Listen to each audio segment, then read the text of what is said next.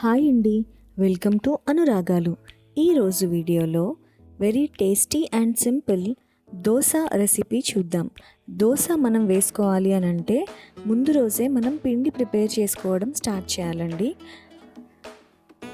So first మనం పిండి prepare చేసుకోవడానికి బియ్యం 3 గ్లాసులు అయితే 1 గ్లాస్ మినప్పప్పు తీసుకోవాల్సి ఉంటుంది.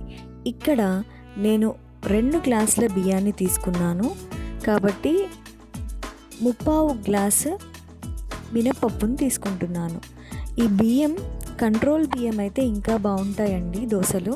అలాగే ఒక 2 స్పూన్ల మెంతులు వేసుకోండి. ఈ మెంతులు, బియ్యం అలాగే మినప్పప్పు మంచిగా కడుక్కొని ఒక 5 నుంచి 6 గంటలు నీళ్ళల్లో నానబెట్టండి.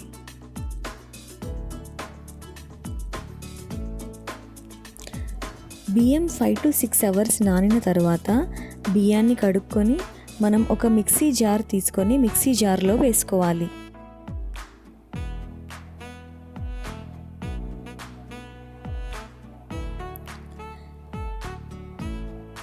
ఈ పప్పు బియ్యంతో పాటుగా మనం ఒక గుప్పెడు రైస్, మనం ఆ రోజు వండుకున్న రైస్ ఉంటుంది కదండి, ఆ గుప్పెడు రైస్ మనం ఈ పిండిలో వేసినట్లయితే దోశలు ఇంకా మంచి కలర్తో అలాగే క్రంచీగా వస్తాయి.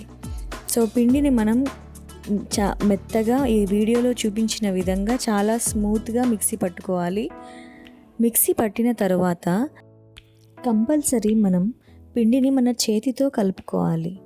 కలుపుకొని 8 నుంచి 9 గంటలు ఆ పిండిని మూత పెట్టి పక్కన పెట్టుకోవాలి. 8 to 9 అవర్స్ తర్వాత మనం పిండిని చూసినట్లయితే ఈ విధంగా మంచిగా పొంగి ఉంటుంది. పిండి ఈ విధంగా పొంగి ఉన్నట్లయితే దోశలు చక్కగా వస్తాయి. పిండి ఈ వీడియోలో చూపించిన విధంగా ఉంటుందండి. పిండిని మనకు కావలసినంత పిండి వేరొక బౌల్లోకి తీసుకొని కొద్దిగా వాటర్, కొద్దిగా సాల్ట్, రుచికి సరిపడినంత సాల్ట్ వేసుకొని రెడీ చేసుకున్నట్లయితే పిండి దోశ వేసుకోవడానికి సిద్ధంగా ఉంటుంది. మనం ఎప్పుడు కావాలంటే అప్పుడు దోశని వేసుకోవచ్చు. సో చూడండి, very easy and very tasty dosa ready అయిపోయింది. మనం ఈ దోశల్లో చాలా వెరైటీస్ వేసుకోవచ్చండి. ఎగ్ దోశ, కారం దోశ.